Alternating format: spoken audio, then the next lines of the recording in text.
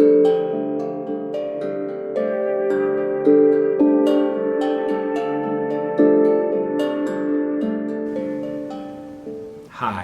I'm Brian, and I thought today I would share my story. Story is a bit of a loaded word in the spiritual community. You have some great teachers who do a lot of good for a lot of people who will tell you, put your story down. It's all just a story. The mind makes up stories so that certain entities can feed off of lower vibrational energies and this sort of thing. And to some degree that can certainly be true, and that's helpful, I think, for folks who are in a particularly bad place in their mind, telling a story that does feed into negative thought forms. It brings in some of the lower emotions and can bring people to places of desperation and cause them to do terrible things. So in that situation, it's all just a story teaching. I think is very helpful and can serve you. It's a very nice tool to have in your spiritual tool belt. And on the other end of the spiritual teachings that I've come across, at least, you have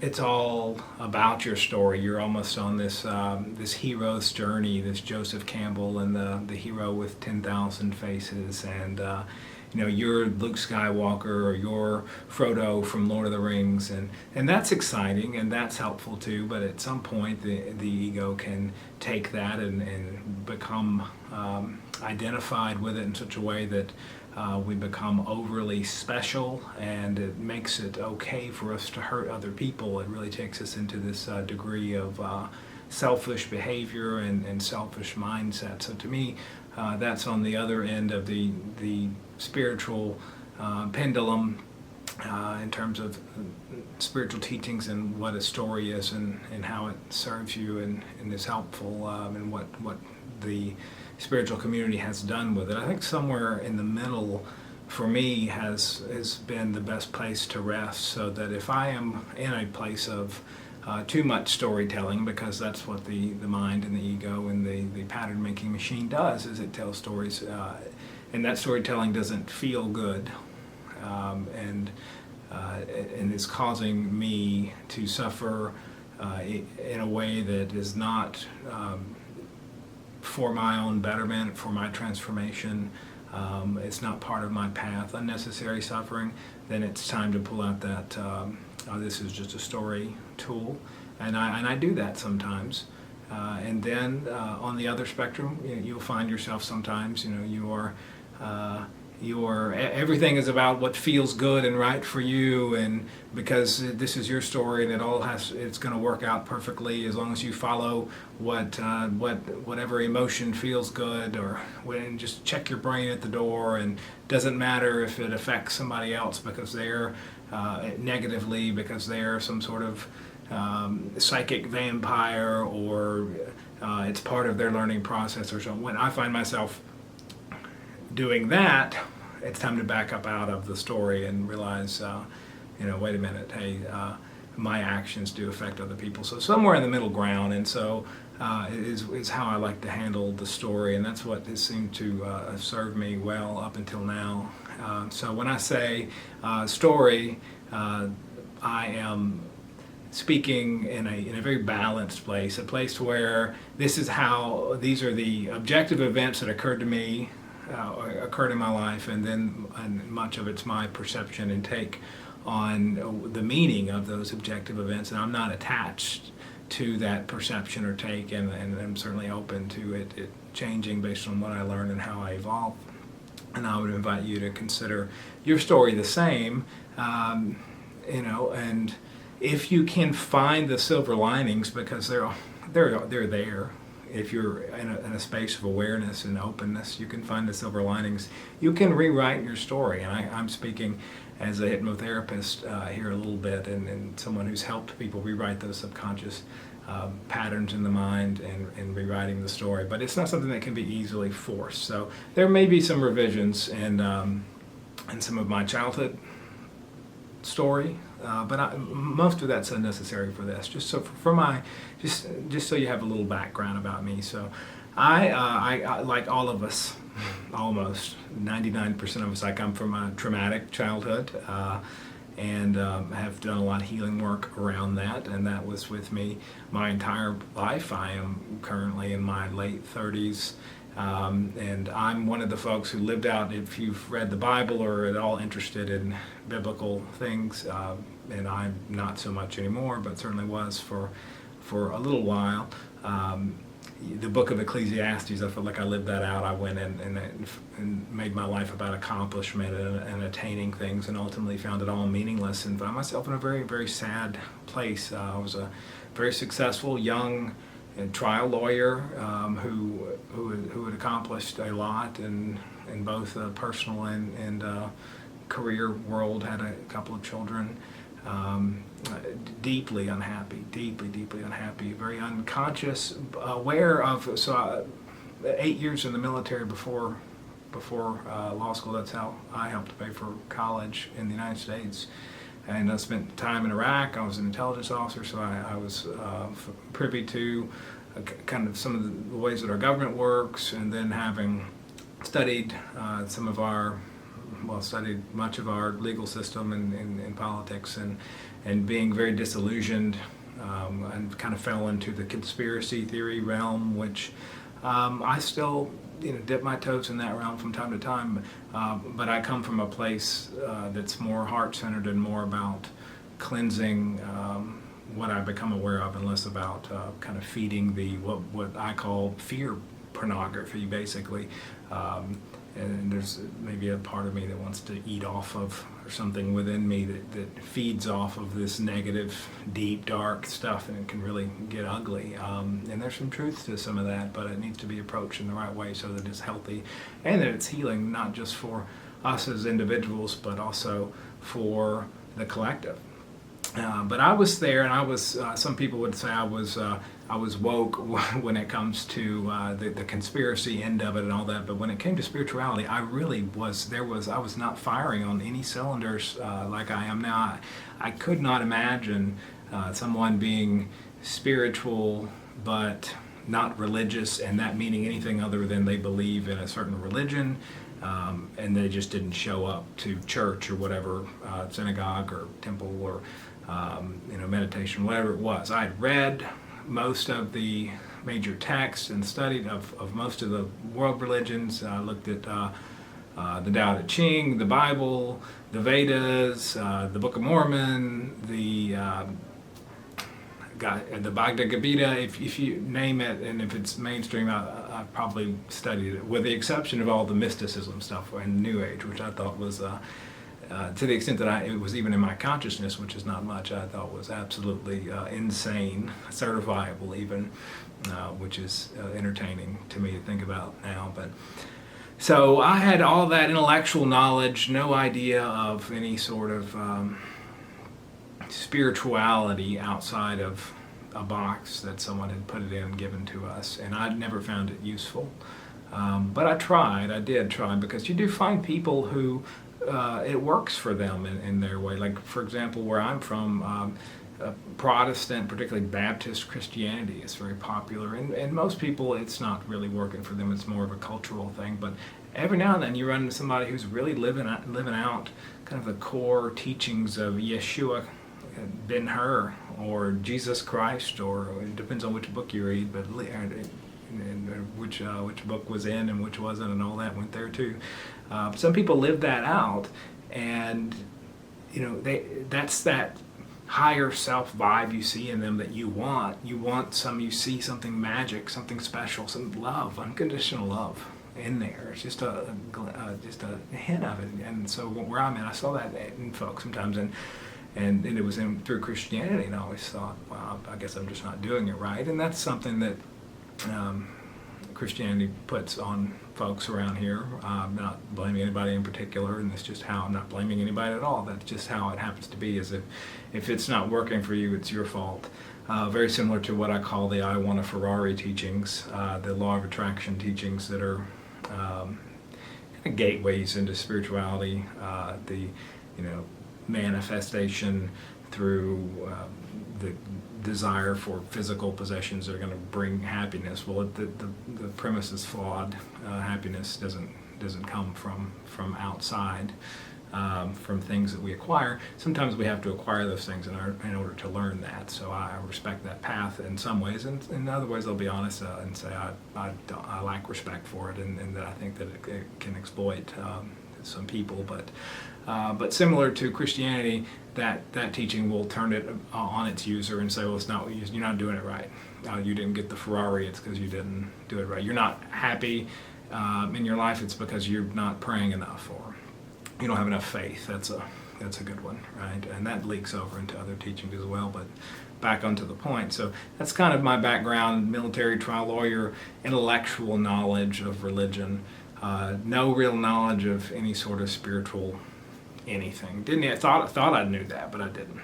Nothing. And so what happens is I'm deeply unhappy. I quit my job.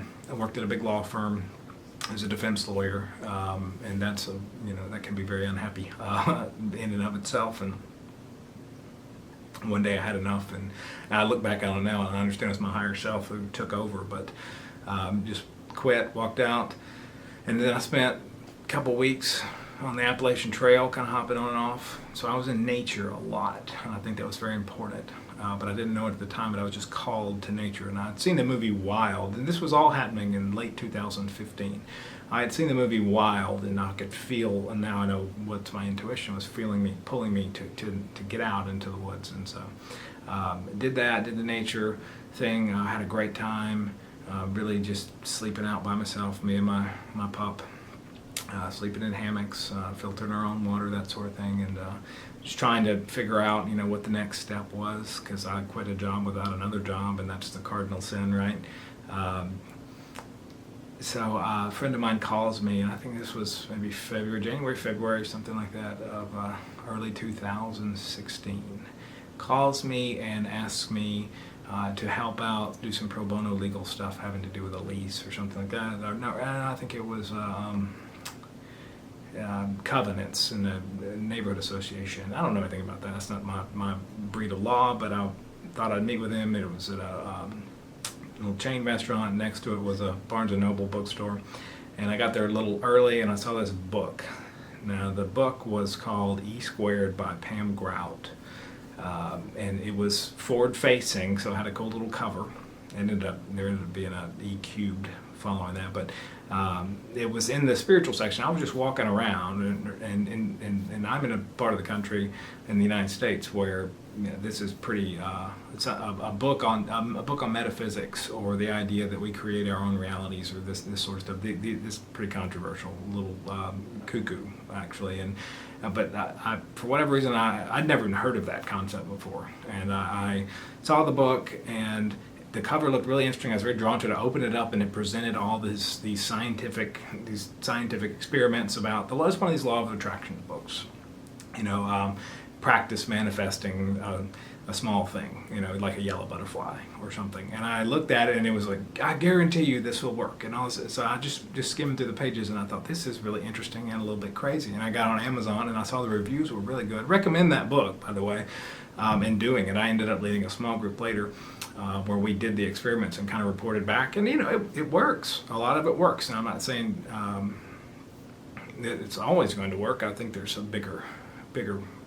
I know that there's a bigger plan in place, and that there is both predestination and free will, and that it works both, just like the every move is contemplated on the video game CD, right? So.